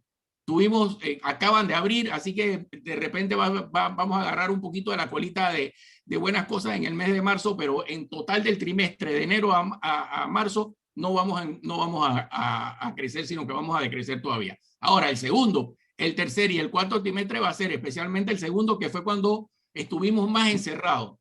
Por eso es que tengo este crecimiento aquí. Este fue el donde estuvimos más encerrados. En el tercero nos soltaron y en el cuarto ya espero que esté bastante normal el año. ¿Cuáles son las claves del crecimiento del 2021? El empleo. ¿Ok? Si el gobierno hace lo que tiene que hacer para motivar al empresariado local e internacional, se van a crear empleo. ¿Ok? Aumentar, y esto va a crear, una vez que tú aumentas el empleo, aumentas la demanda y va a crecer el PIB como un dominó. Tiene que seguir atrayendo inversiones porque esa es la clave fundamental de crear empleo y motivar la inversión local, porque ahorita mismo eso no es lo que están haciendo. Se están olvidando del inversionista local, de la empresa privada local, que es la que mueve la economía, no es el gobierno, perdón, es la empresa privada la que mueve la economía. Seguimos. Ok, y si lo vemos por sector, ¿dónde estamos viendo las oportunidades de estos crecimientos por sector? A mí me gusta muchísimo la agricultura. La agricultura se ha portado como nunca en Panamá. Y si le seguimos metiendo a la agricultura, la gente están volviendo gente al campo. Este puede ser un caballito de batalla como antes era. La agricultura en los tiempos de antes era uno de los 5 grandes en Panamá, uno de los 5 sectores grandes de la economía panameña. Obviamente la minería va a seguir creciendo. La manufactura, a pesar de que cae un 22% en el 2020, ella debe recuperarse para el 2021. ¿Por qué? Porque en manufactura hay muchas cosas que son necesarias, ¿ok?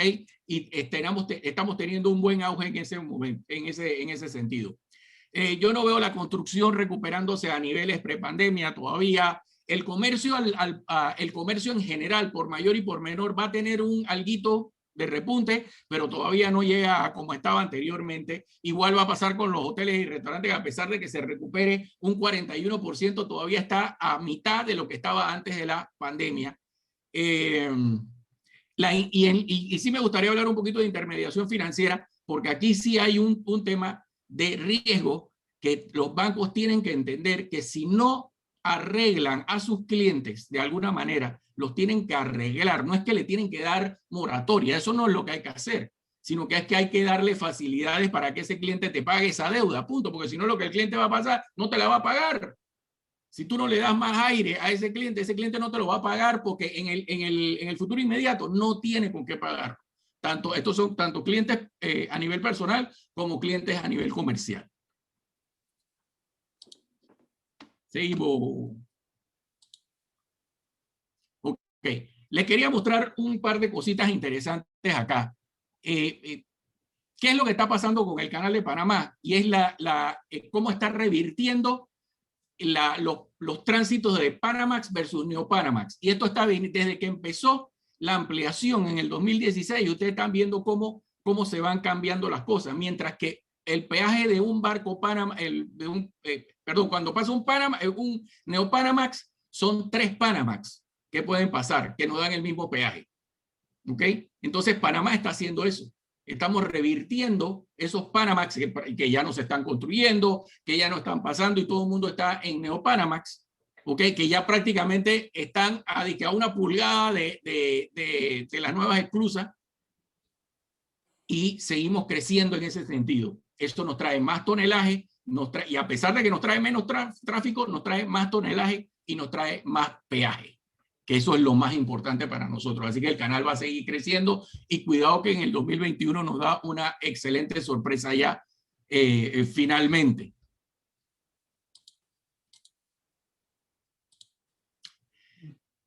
¿Dónde está el desempleo? ¿Cuáles fueron los sectores donde hubo el desempleo? Y de nuevo, estas son cifras del 2020, del 2019 son de agosto del 2019 y las de 2020 son de septiembre del 2019 porque se hacen 2 mediciones en Panamá, una en marzo y una en agosto. El año pasado fue donde solamente se hizo una en el mes de septiembre. Y la vimos a pesar de que agricultura creció o se mantuvo y fue uno de las cosas. Ella decreció 47,000 puestos de trabajo o un 17%. La construcción decreció 34,000 puestos de trabajo, un 19%. El comercio fue una locura, 73,000 personas, un 21%. Y en porcentaje, las minas decrecieron 52%. Esto fue por el hecho de que las cerraron durante un tiempo y no se pudieron recuperar. Todo lo que son estos temas de la electricidad decreció un 43% y las artes decrecieron un 63%. Y a pesar de que hubo, por ejemplo, organismos internacionales, creció la enseñanza, a pesar de todo lo que de todo lo que pasó en enseñanza, creció, de nuevo, estas son cifras de septiembre. Así que ahí es donde está todo el desempleo de Panamá, una por una. ¿Cómo para el gobierno el crecimiento de la deuda? Primero tiene que aceptar de que el presupuesto del 2021 está sobrevaluado. 24,000 millones no puede ser. Este presupuesto no debió haber pasado los 20,000 millones de dólares. ¿Ok? Entonces, ellos tienen que aceptar de que los ingresos que ellos van a recibir durante este año van a ser 40%, y fueron el año pasado 40% menos, y este año van a ser la misma cosa, porque la gente perdió plata. Ahora que empiecen a declarar, ustedes van a ver que va a pasar lo mismo. Todo el mundo va a estar en pérdida, o la inmensa mayoría va a estar en pérdida, y eso que ellos pensaban que iban a recoger, no lo van a recoger. Pues no va a ser. Y en vez de decrecer, crecimos un 3%, que es lo peor del caso. Entonces, ¿cómo controlas el gasto gubernamental? Yo solamente les puse aquí un par de rubros en los cuales se puede trabajar sin martirizar a la gente y que son gastos operativos y que después se pueden atacar directamente. ¿Ok? ¿Por qué alguien tiene que viajar? No entiendo. En estos momentos no hay que viajar para ningún lado. No hay que darle viático, mucho menos te ahorras en viático, todas estas cosas. Algo que nunca se ha trabajado, que es bajar los alquileres. Todo el mundo que está trabajando, la inmensa mayoría de las empresas que están trabajando en teletrabajo, no, el gobierno no. Y hay instituciones del gobierno, hay ministerios, cosas que todavía están alquilando locales comerciales mucho más grandes de lo que necesitan. Así que ahí hay mucha tela que cortar y seguir automatizando el Estado, que es otra parte fundamental que la AIG ha trabajado bastante en la automatización. Yo estoy sorprendido, por ejemplo, en la DGI, que prácticamente el 95% de todo lo que antes se hacía en la DGI, ahora ya lo puedes hacer a nivel de Internet. Eso es un paso importantísimo, pero todas las instituciones tienen que hacerse de esa misma manera. Y entonces, ya para ¿qué nos vamos a encontrar? Si el gobierno se mantiene con sus 24,000 millones de dólares, nosotros nos vamos a mantener con un porcentaje de una razón deuda BIC del 70%. Pero si el gobierno se rebaja ese presupuesto y lo trabaja en 20,000 millones de dólares, él no se tiene que dudar 4,000 millones de dólares. Nosotros entonces lo que hacemos es que nos mantenemos en el mismo nivel de deuda que pudiéramos con el que terminamos el 2020, lo dividimos entre el PIB, que va a crecer, porque ese es el otro tema. No solo creció la deuda, sino que rebajó el PIB en el 2020. Ahora empieza a crecer el PIB de nuevo y ya le empezamos a rebajar a 63%. Y ya se ve que el gobierno hizo algo para mejorar la calificación de riesgo de Panamá. Así que ese es un tema bien fundamental que tiene que trabajar el gobierno. La siguiente, allá. Ok, entonces traté de ir lo más rápido que podía con respecto a esto para poder terminar a tiempo. Excelente, Mike. La verdad que ha sido muy interesante tu presentación. Y de esta manera abrimos el compás para el periodo de preguntas y respuestas, la cual pueden hacer a través de la pestaña de chat. Ya tenemos una pregunta aquí para uno de nuestros participantes y es para Mike. Mike, ¿por qué tan optimistas tus proyecciones para el 2021 cuando se menciona 5.5% e incluso el mes pasado, aquí mismo en este foro, otro economista proyectó una caída? ¿Qué supuestos principales tomas en cuenta para estas proyecciones? Bueno, los economistas somos como los abogados. Tú le preguntas a un economista y es igual que los abogados, cada uno tiene una respuesta diferente. Yo te puedo decir lo que yo hice. Y yo hice mi trabajo por sectores. Yo tengo mi hoja de trabajo que viene desde el 1960. Yo veo cómo Panamá va funcionando y esto es lo que me da. Lo mismo que me hizo decir cuando la gente decía, no, Panamá va a terminar en -10 y yo decía, no, Panamá va a terminar en -20. Y efectivamente eso fue así mismo como están diciendo que nada más va a crecer 5.5%. Yo también digo que Panamá va a crecer un 10%. Y me remito a dos cosas fundamentales. Uno, el cálculo que hice de todos los sectores, de cómo nos están saliendo, por un lado, y por el otro lado, el efecto rebote que Panamá siempre ha probado que ha tenido después de ciertas crisis que han pasado. Y no solo la de Noriega, sino que hubo una en el 83-84, que también hubo un rebote similar. Ok, perfecto. La siguiente pregunta es para don Leopoldo.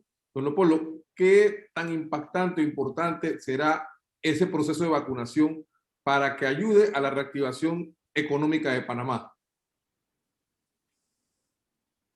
¿Tiene el micrófono en silencio?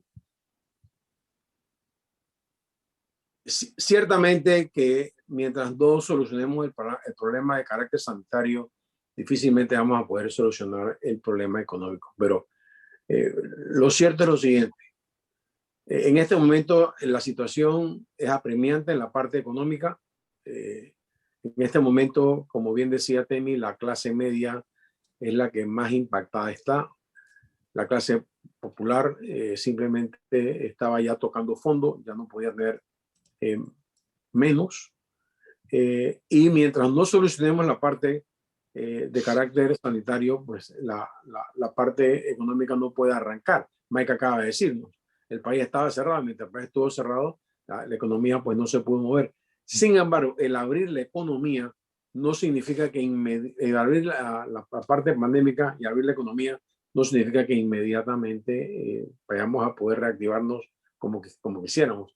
El vacío son 5 años que hemos perdido, hemos retrocedido, y obviamente que va a ser gradual. Y lo preocupante aquí es que el mundo que vamos a despertar, los panameños no estamos preparados para darle valor a lo que hacemos. En pocas palabras, de los postulados que Mike nos ha dicho es que tenemos que reactivar los trabajos. Pero es que los trabajos, y ciertamente estoy de acuerdo, pero es que los trabajos a mediano y corto plazo no van a estar como estaban antes necesariamente, a no ser que te vayas para la parte de la agricultura. Pero los trabajos reales, los trabajos que aportan un valor multiplicador en el país, aquellos que incluso antes de la pandemia tuvimos que importar una serie de extranjeros para poder cubrir la cuota de recursos humanos, esos ciertamente que con la educación que tenemos y la distribución de riqueza que tenemos es clave para que el panameño el día de mañana pueda realmente gozar de los beneficios de un país abierto. Muchas gracias, don Leopoldo. La siguiente pregunta es para Temi. Su panorama político parece poco halagador.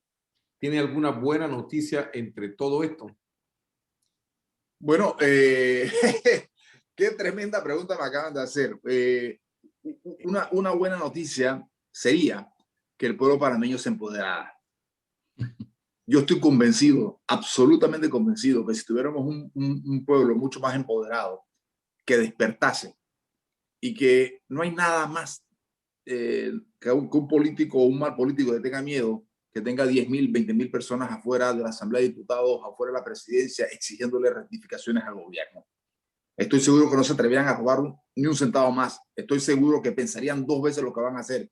Estoy seguro que no firmarían contratos de ley con la nación que son lesivos a los intereses nacionales. Dijo claramente Mike que parte del crecimiento va a depender en gran medida del gobierno. Y lo dijo claramente, él no quiere achacarle esa responsabilidad al gobierno porque él piensa que la empresa privada es el gran motor de la economía. Pero él ha dicho claramente que para lograr esto, para que la empresa privada se levante, necesita que el gobierno juegue su papel. Y mire lo importante de todo esto. ¿Y cómo el gobierno está jugando su papel? Por supuesto, de una manera negativa. Porque si en este momento estamos dándole a Panamá Port otro contrato ley de concesión de 20 años más para la explotación de un negocio tan importante para el país como el negocio portuario, y Panamá va a seguir recibiendo $2 millones o $1 millón, entonces, ¿dónde está el beneficio para el país? ¿Cuántos millones se nos escapan? Si en vez de negociar con First Quantum, en vez de 2%, negociar una tarifa que sea razonablemente buena para el país, entonces, ¿por qué no hacerlo? Y de esa manera nuestra recuperación va a ser mucho más rápida. ¿Por qué? Porque el gobierno no se va a tener que endeudar tanto, va a estar entrando cash permanente todos los años de esos dividendos, porque el gobierno va a poder invertir en obras sociales, pero el gobierno tampoco hace su trabajo, lo dijo claramente Mike. No ha reducido en 4.000 millones, y gran parte de esos 4.000 millones tienen que ver con gastos, que lo dijo muy bien él, y tienen que ver con que está aumentando la planilla estatal. Ahí está parte del kit, está parte de la profundidad de cómo nosotros realmente resolvemos los problemas del país. Yo he dicho aquí que yo no quiero venir aquí porque palo porque voy y palo porque no voy. Yo quiero venir con buenas noticias, pero es muy difícil venir con buenas noticias cuando el análisis que se hace no nos permite dar esa buena noticia, porque lamentablemente los panameños parece que andamos por un lado y los políticos o los malos políticos andan por el otro. Entonces, mientras no resolvamos ese tema, y la buena noticia es Panamá despierta. Empoderémonos y no permitamos que los malos políticos sigan llevándonos por un rumbo equivocado. Decía un amigo mío que Panamá es un país corcho. Cuando le pregunté qué significa eso, bueno, que a pesar de la corrupción, que a pesar de los malos políticos, que a pesar del juego vivo, Panamá rebota para arriba. Imagínense ustedes si Panamá tuviera buenos políticos, que se debatiera a plenitud este tipo de negociados que nos permitieran tener mejores negocios, más fructíferos de cara al país. Este país ya fuera, algunos dicen Singapur, ya fuera, no, acerquémonos a Uruguay. Por lo pronto me conformo con acercarnos con el nivel de transparencia que tiene Uruguay. Muchas gracias, Temi. La siguiente pregunta es para Mike. ¿Cómo impacta el ingreso a los nuevos emprendedores producto de la pandemia, si los tomaste en cuenta en tu crecimiento del PIB? Sí, definitivamente la pregunta es excelente, porque los emprendedores que han salido ahora, Panamá nunca se ha jactado de ser un país de muchos emprendimientos. Sin embargo, ahora la gente que le cortaron sus contratos de trabajo, la inmensa mayoría de la gente buscó otras cosas que hacer. ¿Cómo yo llevo algo a mi casa para comer? Y eso es lo que ha ayudado efectivamente a que los $80 eso del gobierno no nos llevaran a una crisis social mayor a la que tenemos. ¿Ok? Y es porque la gente se dedicó a otras cosas. Nacieron los delivery. Estoy haciendo un estudio acerca de cuánto ha crecido en la cantidad de motorizados en Panamá que se dedican a delivery versus antes de la pandemia. Que hay un enorme, la gente que estaba en la calle se cambió a este tema por un lado, y la otra gente que hacía otras cosas, ahora hizo emprendimientos, que hago cocina, que hago esto, que hago lo otro, y eso, prefiero tener eso, porque hay mucha gente que dice, no, que los informales son malos. Los informales son malos, no. Los informales son malos en cierto sentido, porque no le dan nada al Estado, está bien, pero prefiero tener un informal ganando dinero a no tener un informal que no esté ganando dinero y que me esté creando más delincuencia en el país. ¿Ok? Y ese es un tema que tenemos que poder, ¿cómo se llama? Investigar mucho más profundo. Otra pregunta para ti, Mike, aquí. ¿Cuánto más aguanta el país pagando 100 millones mensuales para más partidarios? No puede aguantar definitivamente. Por eso es que al gobierno era el primero que le convenía sacarnos de la cuarentena lo más rápido posible, para poder que toda esa gente empezara a trabajar. Pero entonces cuando íbamos ya en camino en diciembre, vuelven y nos meten en cuarentena, y retrocedimos de nuevo 3 meses en cuarentena, retrocedimos a como estábamos probablemente en marzo. Ok. La siguiente pregunta para Temi. ¿Qué futuro le ves al diálogo por la Caja del Seguro Social cuando todavía no se han puesto de acuerdo con la metodología a seguir? El diálogo de la Caja de Seguro Social va a ser un proceso tortuoso, difícil, un camino con muchas piedras. Especialmente porque tengo información de que una consultoría que hizo una empresa a la Caja del Seguro Social recomienda, entre otras cosas, subir la cuota para la jubilación creo que en 100, hoy en día son 240 cuotas para poder jubilarse, y está recomendando subirla a 340, y la otra recomendación que hace es subir la edad de jubilación, creo que a 65 años para hombres y mujeres. Obviamente, los sectores sociales y que se han estado organizando, no solamente el Suntra, sino que a través del Foro Alternativo, se oponen a cualquier aumento de cuota de jubilación y a cualquier aumento de la edad de jubilación. Me da la impresión, y tengo que decirlo, que van a pelotear este tema lo más posible, porque todavía no ha sido hasta donde tengo entendido, no ha sido totalmente instalada la mesa. Y mientras no se instale la mesa, no puede haber un proceso de negociación en torno a la Caja de Seguro Social. Y ya estamos para cumplir 2 años de gobierno. Ya en 3 meses se cumplen 2 años de gestión de este gobierno. Entonces, eso fue, yo lo que hubiera hecho como cualquier presidente responsable, es que la primera semana de gestión se hubiera instalado esa mesa de negociación con respecto a cómo resolver los temas de la Caja de Seguro Social. Así que la impresión que tengo es que van a pelotear este tema lo más posible, y bueno, y que verá quién viene después y que se tenga que encargar del tema, como ya fue peloteado el tema por otros gobiernos en el pasado. Gracias. Bueno, sí, ahí llego. Gracias, Temi. La siguiente pregunta es para Miguel. ¿Qué política económica y medidas de incentivo a la economía, o sea, a la empresa privada, recomendaría usted al gobierno? Mira, y esto lo hemos hablado anteriormente, Orlando. A mí una de las cosas que necesita la empresa privada es cash, ¿ok? Efectivo. Otra cosa que necesita es mejorar los pagos de su deuda, porque eso lo va a ayudar. Entonces, el gobierno, ya yo te he dicho, una de las cosas que propuso el presidente al principio, que era su banca de oportunidades, es una excelente idea, pero ha sido mal ejecutada. Si esa idea la ejecutan de una manera correcta, estoy seguro de que muchas pymes pudieran encontrar los fondos necesarios para trabajar. Ese por una parte. Por la otra parte, el gobierno va a tener, o la superintendencia de bancos va a tener que encontrar la manera de que los bancos entiendan, o van a entender a la mala, que llegado el mes de junio, si ellos no arreglan los plazos, las tasas de intereses de sus clientes, va a haber un problema bien grande, ¿ok? Los bancos no van a recibir la plata, y el que tenía ¿cómo se llama? Algún tipo de empresa la va a cerrar, punto. Ya no puedo más con esto no puede ser. Entonces el gobierno tiene que evitar bajo cualquier circunstancia eso. Yo sé que hay mucha gente que no le gusta, porque a mí tampoco me gusta que el gobierno meta las manos en la empresa privada, pero esta es una situación muy especial que hay que pelotearla de otra manera, ¿ok? Y eso no se está haciendo, y la respuesta no era la morosidad nada más. Eso no era la respuesta es arreglar bien esta deuda. Esa es por una, y eso le das aire al empresario para que el empresario poco a poco vaya contratando. Ahorita mismo lo que la gente está asustada es que qué pasa si me encierran de nuevo. Por eso es que la gente no está trayendo gente a trabajar de vuelta. Porque mi primera pregunta es, ¿qué pasa si el gobierno tiene que estar claro, tiene que dar las señales necesarias para que el empresariado sienta que no nos van a volver a encerrar? Y te aseguro que por ahí van a empezar a traer gente y a traer gente y a traer gente, y vamos a llegar a un momento que ya empezó la contratadera de vuelta. Así que así a cortito, porque el empleo es lo más fundamental en este momento. Empleo.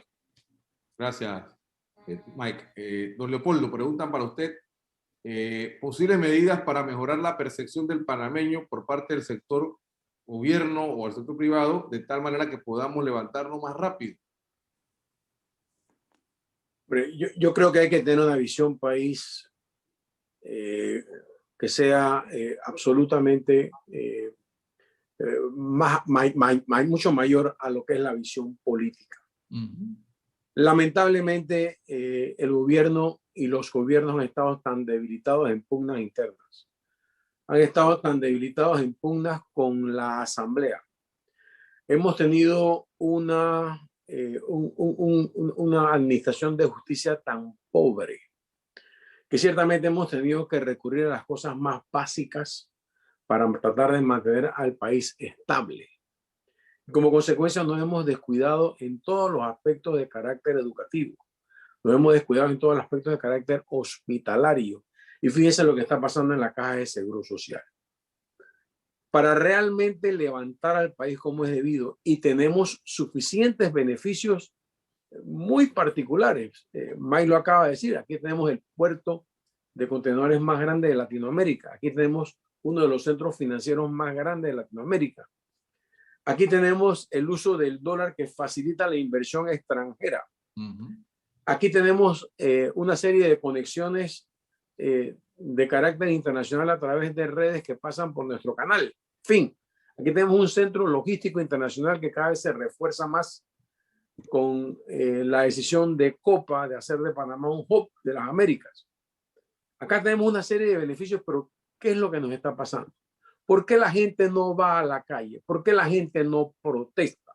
¿Por qué no ponemos 20,000 personas afuera de la Asamblea? ¿Por qué no ponemos 20,000 personas fuera de la Corte Suprema de Justicia, etcétera? No lo ponemos sencillamente por una razón. La gente que está en el gobierno está más de la mitad embotellado. Entonces esa gente, ciertamente que no pidamos que gente que está con botellas puedan realmente salir corriendo a protestar porque saben que no tienen absolutamente nada que ofrecer. Y hay otra mitad que está en el gobierno simplemente por posiciones de carácter meramente político. Esas personas tampoco pidamos que protesten.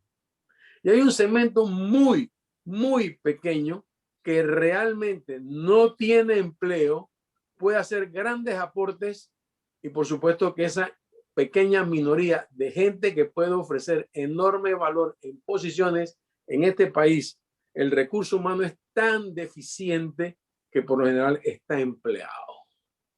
Entonces, ¿por qué? Por otra razón, tenemos un país donde el 50% de los ciudadanos panameños está inscrito en partidos políticos. Muy sencillo. Porque ese 50% de la inmensa mayoría no aporta a la empresa privada absolutamente nada. Y cada vez la brecha va a ser mayor entre aquellas personas que solamente pueden buscar en el gobierno posiciones y botellas y aquellos segmentos pero muy especializados que realmente se montó en el siglo XXI. Y por supuesto que los gobernantes lo único que les interesa en este momento es mantenerse en el poder y por eso es que el aspecto político ha sido tan preponderante y no ha habido visión de país. Y yo creo que, como bien dice Temi, es hora de que las principales mentes con la vocación de un gobierno que no solicita cogobernar, sino que necesita y requiere del apoyo de la empresa privada para que siga gestando cosas y para que realmente llevemos al país a los derroteros que todos queremos. Pero para ello, el primer campanazo lo tiene que dar el propio gobierno, los propios dirigentes, a efecto de que digan de una vez por todas, vamos a hacer las cosas bien y hacer dos cosas fundamentales. Uno, manejarse con mucha transparencia y dos, realmente tomar en cuenta que las botellas y todo este populismo innecesario, lo único que hacen es frenar aún más un país que puede dar mucho y que en este momento está dando relativamente poco. Muchas gracias, don Leopoldo. Hacemos la siguiente pregunta, es abierta para cualquiera de los tres. Sus opiniones con el tema de educación, sea particular o pública, en la cual las brechas eran grandes antes de la pandemia y en la actualidad se incrementa. Aparte del tema de salud, la reactivación presencial en escuelas, reclamos y demandas de colegio, migración de escuela privada a escuela pública, ¿cuál es la opinión de ustedes frente a esta situación? Cualquiera de los tres puede responderla. Si quiere, don Leopoldo inicia. Bueno, el problema principal es que el gobierno todavía no ha entendido de que lo que se está generando en la escuela particular pública y muchas de las escuelas privadas son herramientas que no sirven para tener un buen empleo en el siglo XXI. Lo primero que tenemos que hacer es una gran concertación nacional para velar por una educación en la cual elementos como la inteligencia artificial, elementos como la robótica, como la automatización, elementos como la realidad virtual estén en el centro de la educación. Y nosotros podemos hacer dos cosas: o seguir enseñando cosas del pasado que se consiguen fácilmente en un celular y haciendo que los muchachos se lo aprendan de memoria, o tratamos de construir seres pensantes que estén inmersos en pensar en el futuro, en crear cosas distintas, en innovar y en querer ser cada uno un pequeño empresario.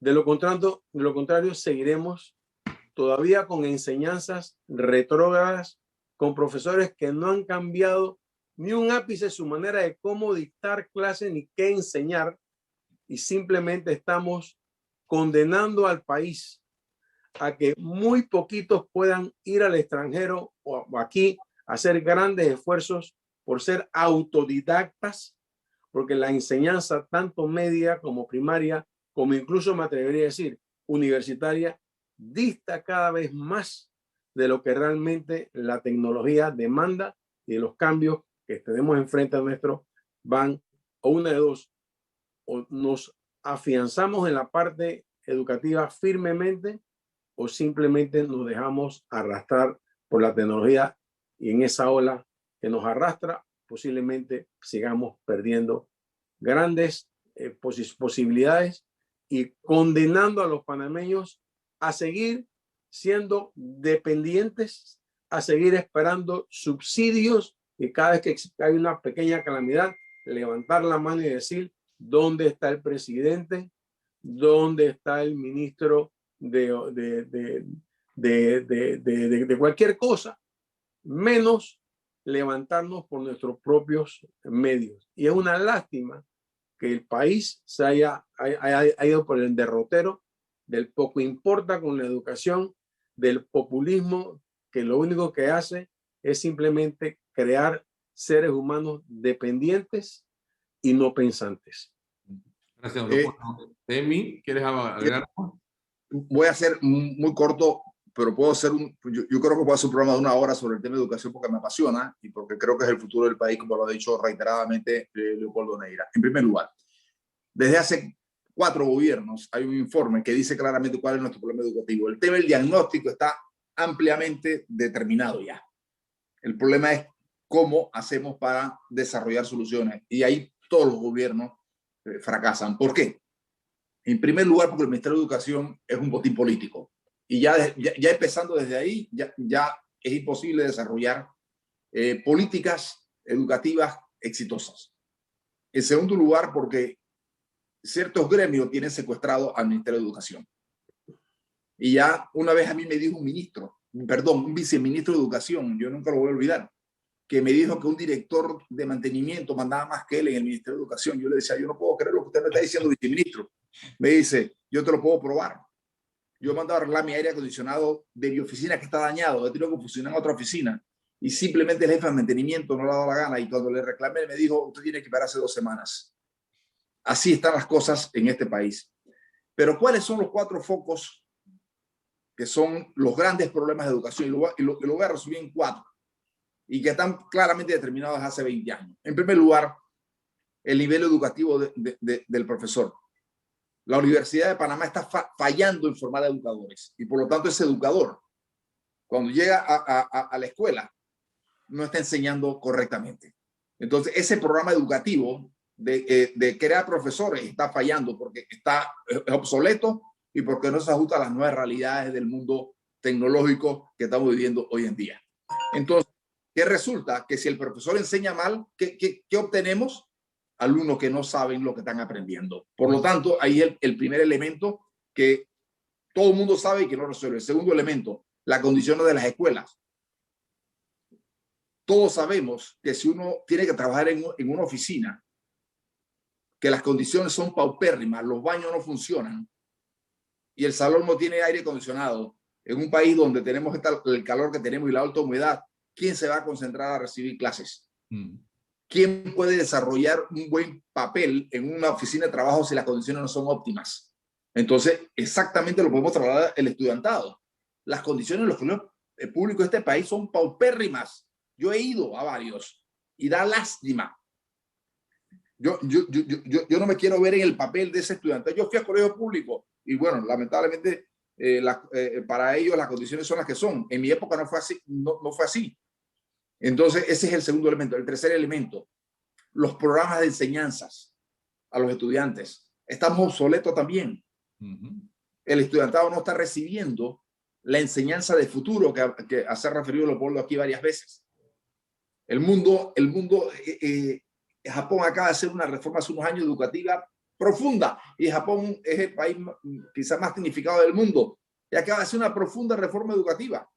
Y el cuarto elemento es que el niño estudia solo, porque el 65% de los hogares están rotos y la madre tiene que salir a trabajar. Y por lo tanto, el niño no recibe el apoyo ni del padre ni de la madre, porque el padre en 65% de los casos no está. Y la madre tiene que salir y llega cansada y no puede dar ese apoyo al estudiante. Y el profesor Magallón, que es profesor, sabe que esto es así. Y yo lo viví en mi casa. Y aquí mi mujer y yo nos dividimos en temas de matemática, en temas de física lo maneja mi mujer y en otros temas lo manejo yo para darle soporte a nuestros hijos. Entonces, estamos fallando, el sistema está fallando y el Ministerio de Educación está fallando y el país está fallando con el tema educativo. Y esto es mucho más profundo. Yo estuve aquí a un grupo de personas hablando del tema de educación en mi casa. Y ahora hay un proyecto de ley que se llama, creo que es el proyecto de ley 508, que pretende dar una moratoria a los colegios, para los colegios particulares del país. Están cometiendo un error profundo, porque lo que va a terminar pasando es que los colegios particulares van a terminar quebrando. Entonces viene la presión del estudiantado tener que ir para los colegios públicos. Y miren esta noticia, amigos que nos escuchan. Le cuesta al estudiante panameño que va a un colegio público, le cuesta al Estado, nos cuesta a los panameños entre $2.500 y $2.700. Pero el 70% de los colegios particulares, ojo esta cifra, el 70% de los colegios particulares en este país le cuesta la mitad de esa cifra a los padres de familia. ¿Por qué el Estado, y aquí termino, por qué el Estado no ayuda a los colegios particulares para no crear esta presión en los colegios públicos, en vez de promulgar proyectos de ley que lo que van a hacer es empeorar el tema educativo y generar una situación que va a ser aún más difícil para la educación panameña? Gracias. Muchas gracias. ¿Tú, Mike, quieres agregar algo más? Sí, nada más agregar a lo que han dicho tanto Leopoldo como Temi, es el hecho de que estresar un poquito más en lo del profesor. El profesor tiene que estudiar mucho más que el estudiante. Y hay profesores que creen que porque tienen un título, hasta ahí eso es lo único que tienen que estudiar. Yo estudio todos los días. Yo soy profesor de secundaria, soy profesor de universidad y soy profesor de maestría. Y todos los días tengo que estudiar algo nuevo porque todos los días le ofrezco a mis estudiantes algo nuevo. Lo que dijo Leopoldo de inteligencia artificial. Hay un montón de nuevos campos que en Panamá ni siquiera estamos hablando. En la parte mía, que es la parte de negocios, que estás hablando de Big Data, que estás hablando de fintechs, que estás hablando de bitcoins. Estas cosas no se están hablando en ninguna universidad siquiera. Por el amor de Dios, los profesores no investigan. Aquí hay profesores que no han escrito jamás en su vida. ¿Ves? Seguimos con profesores que nada más tienen título de licenciatura. Entonces, con todo y la ley, con todo, con ADEUPA, todavía seguimos teniendo profesores de licenciatura y los que sacan un título de maestría, todavía pareciera que son títulos de irrisorios. Entonces, si nosotros seguimos con profesores que son mediocres, vamos a tener estudiantes que son mediocres. Entonces, no podemos seguir así. Tenemos que empujar a esto. La brecha entre un estudiante de Panamá y un estudiante panameño que viene del extranjero, la brecha de salarios es enorme. Estás hablando de $1,000 a $1,500 por lo menos. Al mes. Al mes. Al mes. Entonces eso da pena. Pena. Entonces, si nosotros no agarramos eso, si nosotros los profesores no tenemos eso en la mente siempre, nunca vamos a avanzar a esos pelados.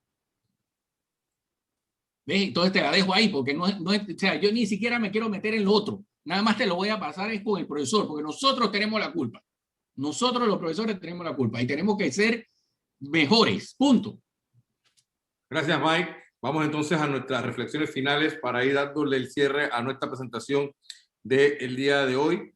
La pandemia tiene un aspecto sanitario que empieza a controlarse mediante el arribo y aplicación de las primeras vacunas contra el COVID-19. Sin embargo, la principal secuela hoy día se centra en el aspecto económico. La crisis económica actual, aunque el gobierno es el principal actor, este no es el único que por sí solo puede resolverlo.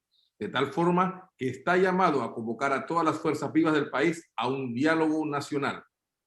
Ese diálogo nacional debe estar impulsado por principios comunes a todo el país, como lo son, primero, la transparencia en el manejo de los fondos públicos, segundo, la eficiencia de la administración pública y tercero, un alto absoluto a la corrupción e impunidad imperante.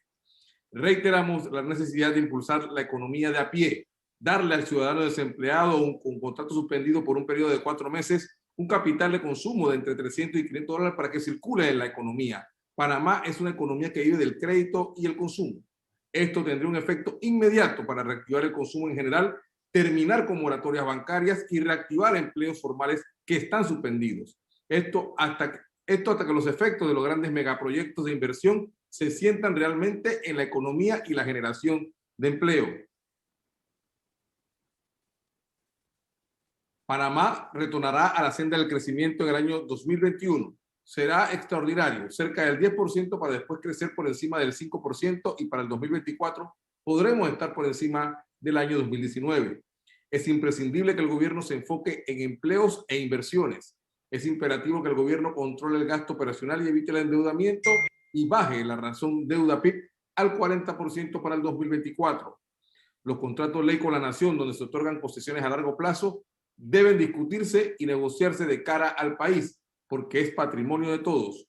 Los principales partidos políticos del país tendrán congreso de renovación de autoridades en los próximos meses y deben ser un espacio para fortalecer la democracia interna y acabar con el clientelismo. Además, es un buen espacio para elegir a los mejores dirigentes que puedan enarbolar valores y principios en la política. El CROAN igualmente debe evaluarse y debatirse de cara al país para entender su verdadero rol. Hay mucho temor que pueda convertirse en un proceso de remilitarización de la Policía Nacional. Y así, amigos, concluimos nuestro 7º informe al día, agradeciéndoles su participación y reiterándoles que los interesados en este informe pueden escribirlos al correo noticias@anpanama.com para enviárselo. A nuestros expositores también le agradecemos su participación y los esperamos en la 8ª edición del Informe al Día. Que pasen todos una excelente tarde.